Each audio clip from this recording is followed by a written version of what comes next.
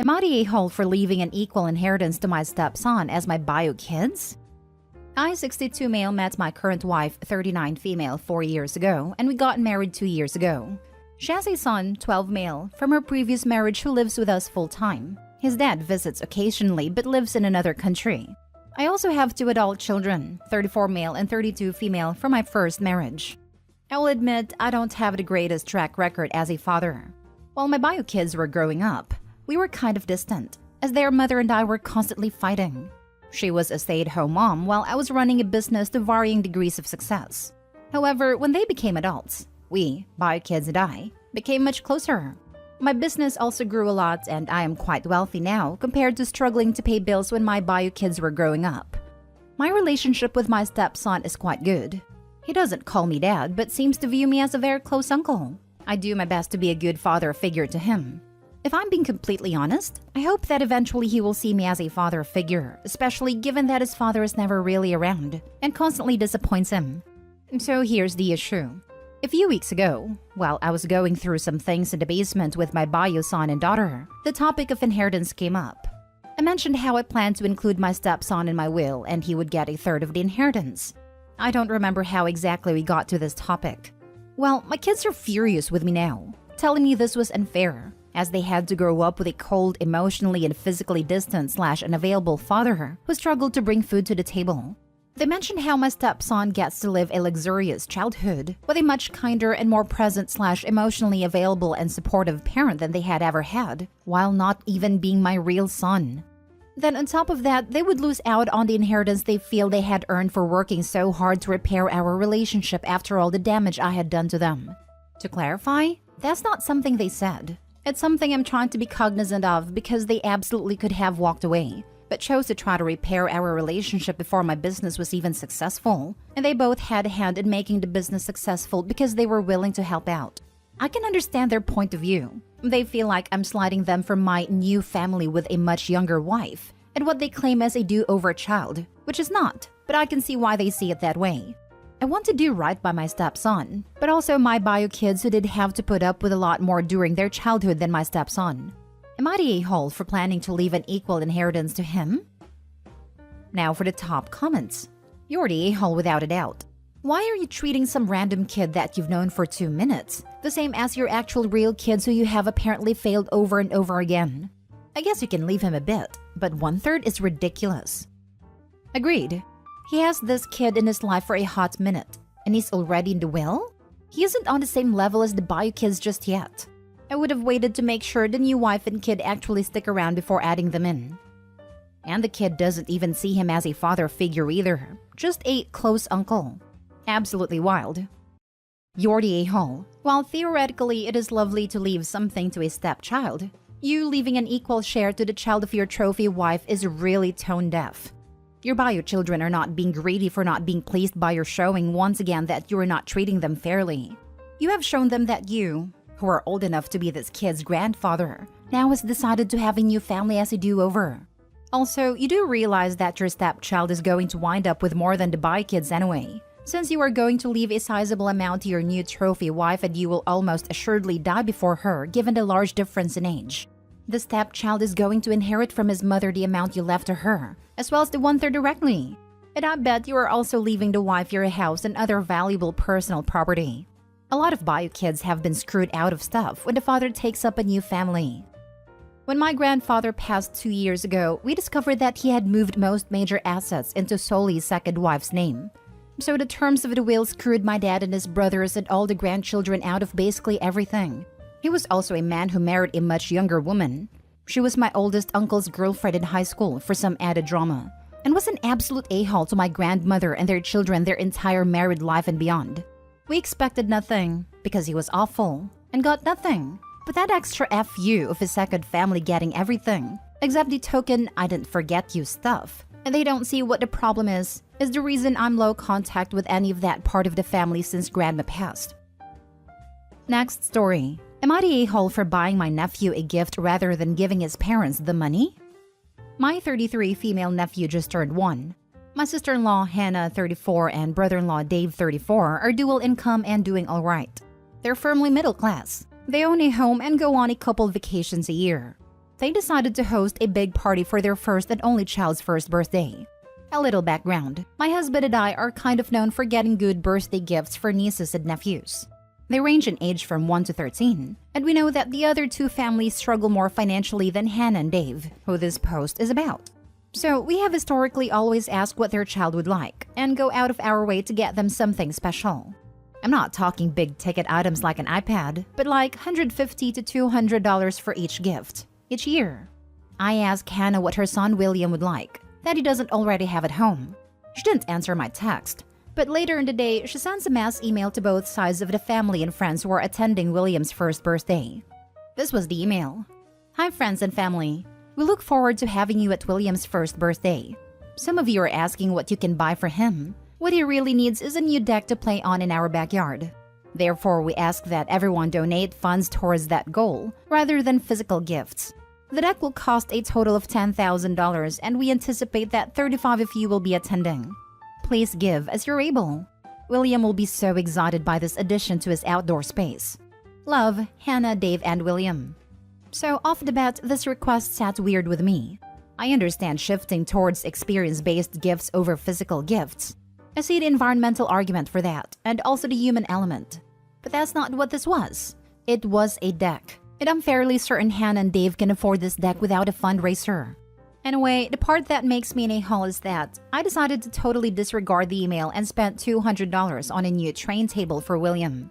I had noticed that I fell in love with the one at our house that our boys have. I justified it because he's too young to realize that his parents are cheating him out of gifts, as I see it. Hannah noticed the large box at a party among a pile of cards filled with money. She asked who brought it, and my husband, her brother, said, "We did." She said, "I specifically sent an email after getting your text. Did you not read it?" Husband told her to take it up with me. Later on, she told me she was really frustrated and disappointed in me because she expected we would be contributing the most to the deck, as we have more money than the other family members. I said we wanted to get something just for William. Hannah scowled and told the rest of the family that I was using her son's birthday to grandstand and make them look bad. Rest of the family split on it. So Reddit, am I the a-hole? Lol, not the a-hole. This is just glorious. She expected we would be contributing the most to the deck, as we have more money. Jesus, the entitlement. Hannah scowled and told the rest of the family that I was using her son's birthday to grandstand and make them look bad. She made herself look bad by requesting that her family finance essentially in addition to her home, instead of buying a 1-year-old child some toys and outfits. He's probably just starting to walk and can't quite talk yet, but he is so excited about that new deck. My dad and stepmom had a deck remodel when my middle nephew was less than a year. He liked his blankets and toys way more than the deck itself. Not the a-hole. The deck will cost a total of $10,000 and we anticipate that 35 of you will be attending. That's a "give us $300 for home improvements" email. It's totally inappropriate. Let's chalk it up to them behaving oddly due to the stress of the current financial crisis. You buying a child's gift for a child's birthday party was perfectly appropriate. They were wrong to A. ask for a wad of cash, and B. then demand to know who dare buy their child a gift instead of giving them a wad of cash. Because she expected we would be contributing the most to the deck as we have more money than the other family members. This just gets worse. I guess it wasn't a "give us $300" email. It was a hint hint. "Stacy, you should give us $1,500 while everyone else gives us $250" email. I honestly think that the deck would be the one of those projects that's never completed, with the money going elsewhere. Then again, I'm very cynical. Next story. Am I the a-hole for not chipping in for my brother and his husband's surrogacy fund and prohibiting my parents from donating as well, since I support them financially? They live a super lavish life. In my family, I am the only one close to financially stable.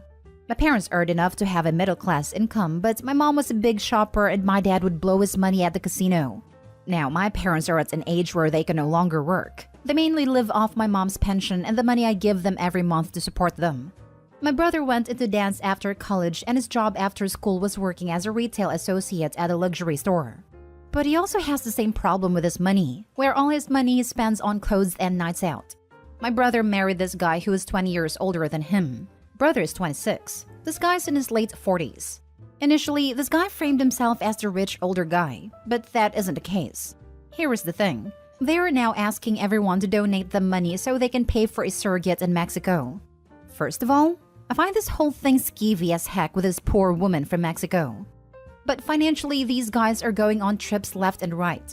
They constantly lease and swap out cars. So when they asked me for money, I told them no.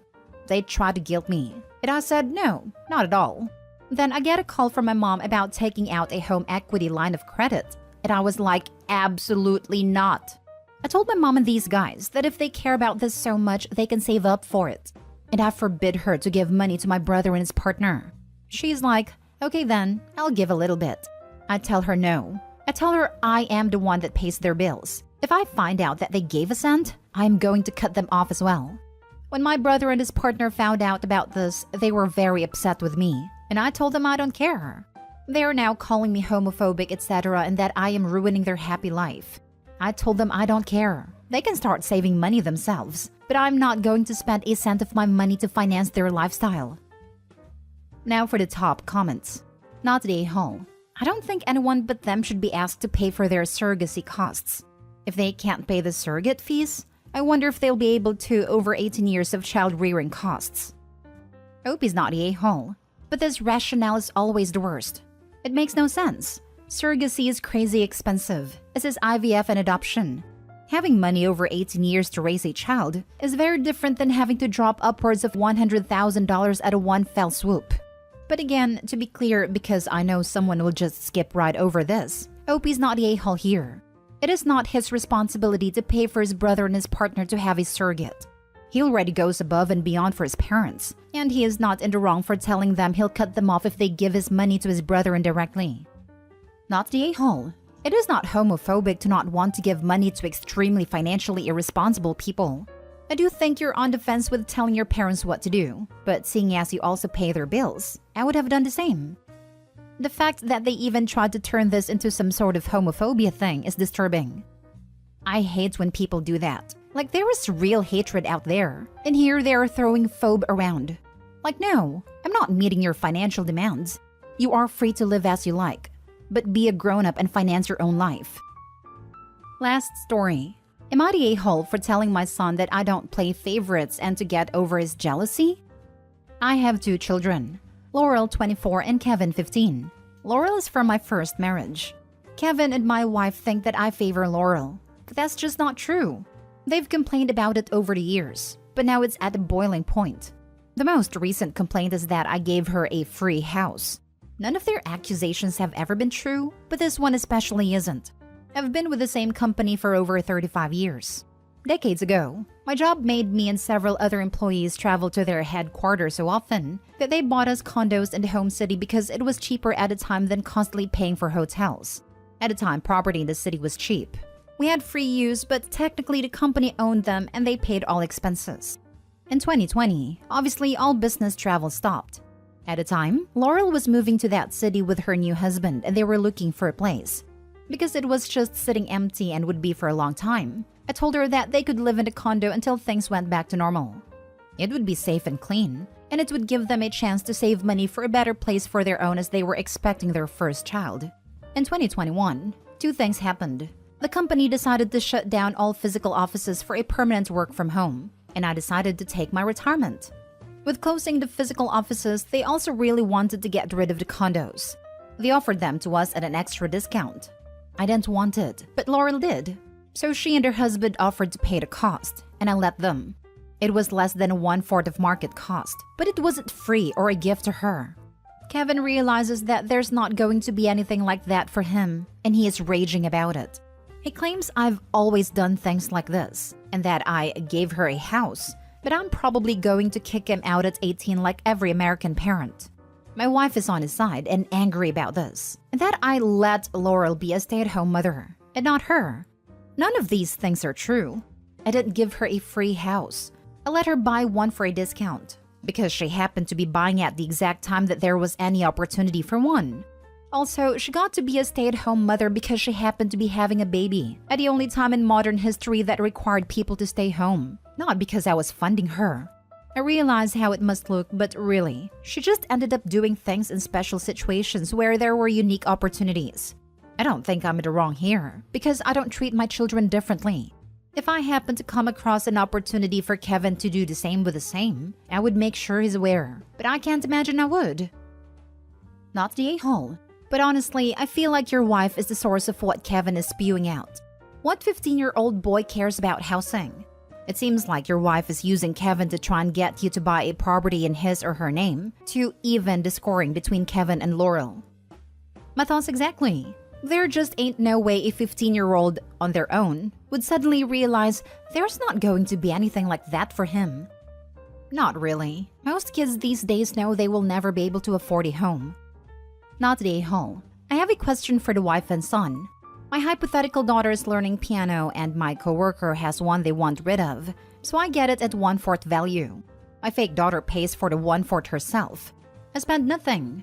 Do I now owe my hypothetical son a piano? Is that their reasoning?